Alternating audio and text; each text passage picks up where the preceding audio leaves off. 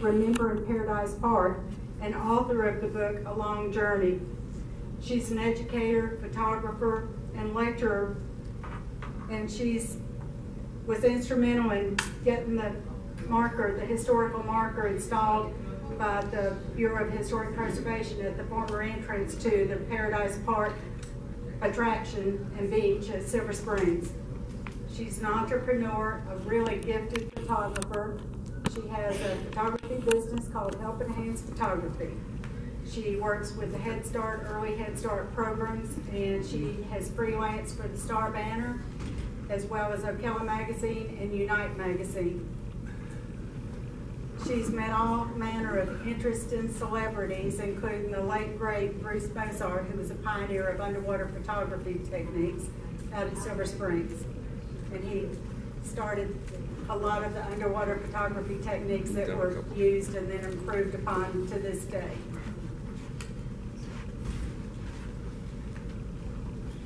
She's met famous gospel singers, our local Dante Culpepper, who became an NFL player.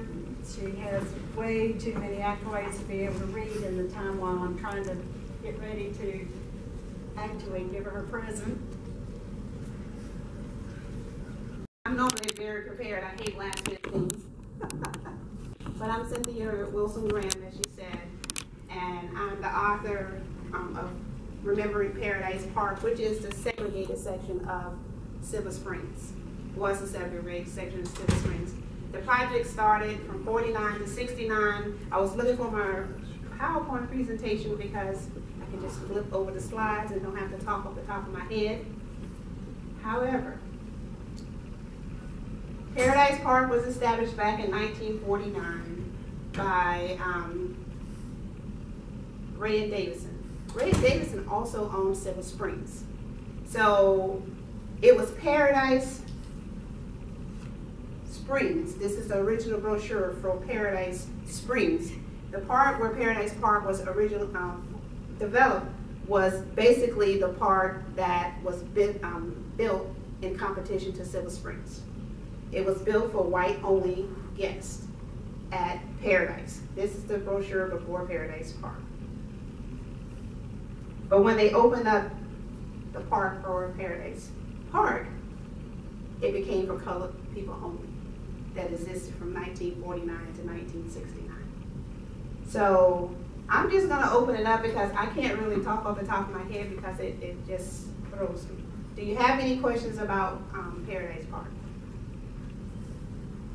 No questions? How did it get started? What were the beginnings of it? Well, basically the beginnings were back in 1949. The park didn't exist. All of the staff at Silver Springs Park were black. African American, colored, whatever you want to call us. They keep giving us titles, but we are who we are and we're part of history. But oftentimes our history is not documented and we're left out of history. If you go down to Silver Springs right now, you don't see anything about Paradise Park. You might see something small, but you don't see any memories of Paradise Park. We have all of the different museums and exhibits and different things like that, but Paradise Park rarely exists. Craig, who just walked in, his grandfather had a black hospital. How many of you knew that it was a black hospital here in Marion County? Actually, oh you do? Well, we have two. Actually, there were two sites, and one of the buildings is gone now. So we're working really hard with the community trying to establish these historical markers and making sure that our history is documented. If you look into the books, the history books, oftentimes it's changing. And as the speakers that just finished telling you, we were here, but the records are not going to show. So if we don't document our own history, the history will not be there for us to remember.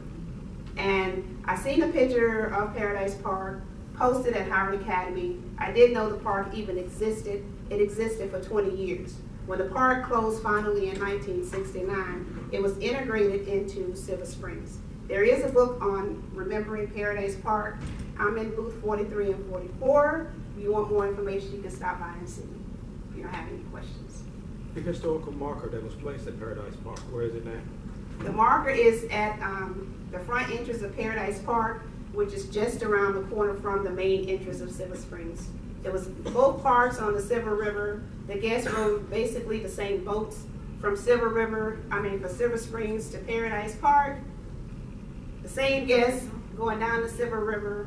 One guest on this boat, the other guest on the other boat. They would pass up and down the Silver River, but they never would integrate on those same boats at the Springs. They had similar exhibits at Silver Springs and Paradise Park, but they just didn't cross.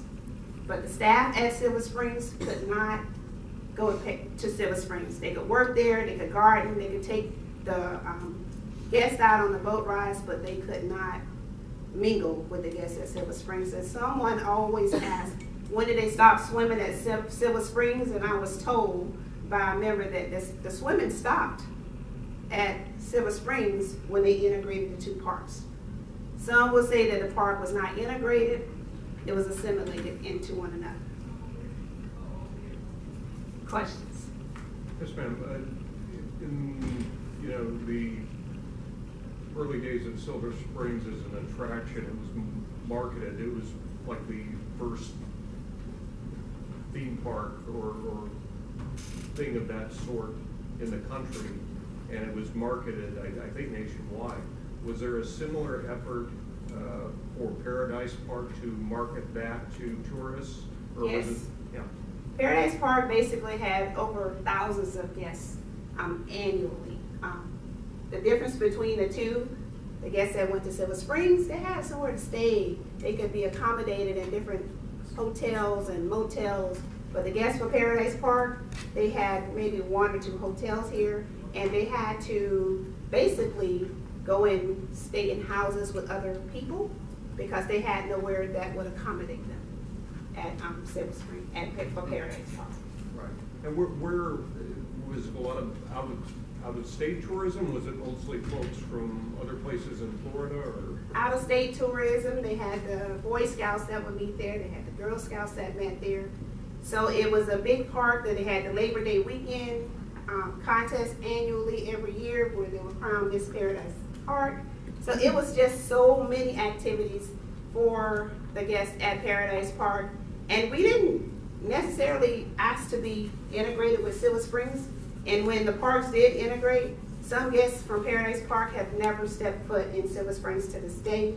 When we released a book back in 2005, some of the individuals that are featured in the book, that was the first time they had ever been to Silver Springs since the park closed back in 1969. Cynthia, which of the 2 beaches were considered the more beautiful of the beaches and the better swimming area? They also said that Paradise Park was the area of choice to swim, but you still had the head of the springs, which was Silver Springs, and then you had Paradise Park, which was down the river, down the Silver River. And I guess we're not going to get my PowerPoint presentation. Questions? You said it started out as a whites only park? Yes. So what happened that changed? The ownership changed. Oh, okay. So the Davises, Ray and Davis bought out M.R. Porter. He initially owned the park that was featured for white guests only. He featured white boat captains at his park, whereas Silver Springs had the black boat captains. He featured the white boat captains at his park, but they eventually bought out the park and they formed a partnership, Ray and Davison, and they established, it was all about money. They established Paradise Park, which had over 1,000 guests annually. Questions? Silver Springs and Paradise Park were basically one of the same. They just were divided based on segregation at that time. They were divided based on segregation and different ends of the park. Was Same body of water, right. Silver River. Different entrances to the park and similar amenities. They said they were the same amenities, but they were not the same amenities. They were similar amenities. Oh my God, Paradise. And I'm going to do this in less, I don't know how much time I have.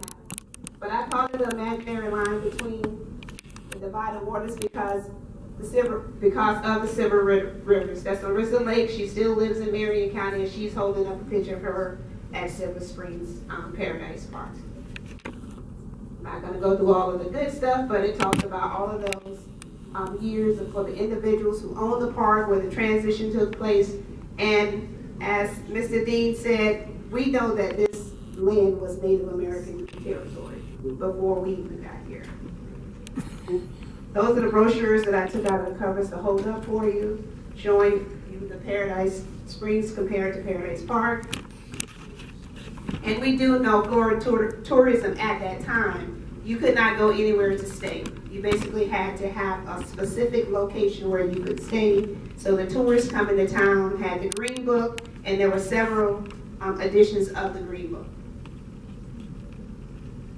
And the Green Book consisted of restaurants, hotels, places you could visit, the whole 9 yards. This is Ray and Davison, the owners of Silver Springs. They were also the owners of Paradise Park. This is Eddie Barine. He ran Paradise Park. He was a boat captain at Silver Springs before he became the manager of Paradise Park, and he was the only manager of Paradise Park. This is Reginald Lewis. He was the one that was featured on the advertisement. He still lives here in our community, and he also worked for the forestry department.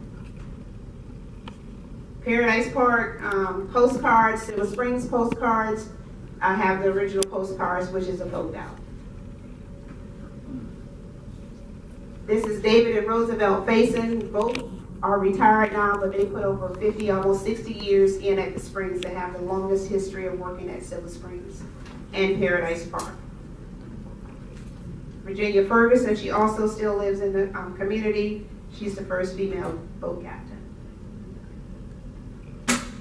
Equality, we say equality, but it's not equal. We say that we had the same things, but it wasn't. And we had the Hunting and Fishing Club during that time, that era. It wasn't legal for them to tote guns, but it was, all of this was during the whole civil rights period. So they formed a Hunting and Fishing Club so they could literally go hunting and fishing to protect those marches for civil rights. So the call would come in, someone would take the call, and they know they needed to go hunting or fishing. That means they had trouble that they needed to take care of. Labor Day weekend, as I said, was a big day at Paradise Park. This is Martha Stevenson. This is Paradise Park 1968, who just donated her swimsuit to me. She sent the swimsuit to me to add to my collection. Visitors at the park increased by thousands once they opened up Paradise Park, because there was no longer competition between Silver Springs and Paradise, because it was Paradise Park now for Black people only. Mary McLeod Bethune, Daytona Beach College. She brought thousands of guests with her when they visited in 1950. Prosperous Blacks, we talked about Dr. Hughes in there, we talked about Dr. N.H. Jones, we talked about the different individuals that's from this community that are prominent, but you don't hear that much information about them as it goes along with our community. Paradise Park area now, that's a historical marker, and Paradise Road, which exists right on County Road baseline. What's missing? This is Bobby Thomas. He was the individual that I was telling you that it was the first time that he had ever been to Silver Springs when we released the book back in 2015. And he's holding up a picture of himself as a lifeguard at Paradise Park. He still lives in this community. And up at the top you have Mr. Ray, who was one of the individuals that did the marketing for Silver Springs. You have Leon Cheatham in the middle in the black jacket, and you have Bruce Mozart on the end. How can you help? There are several high schools and middle schools that I would like to give a book to, but everything costs.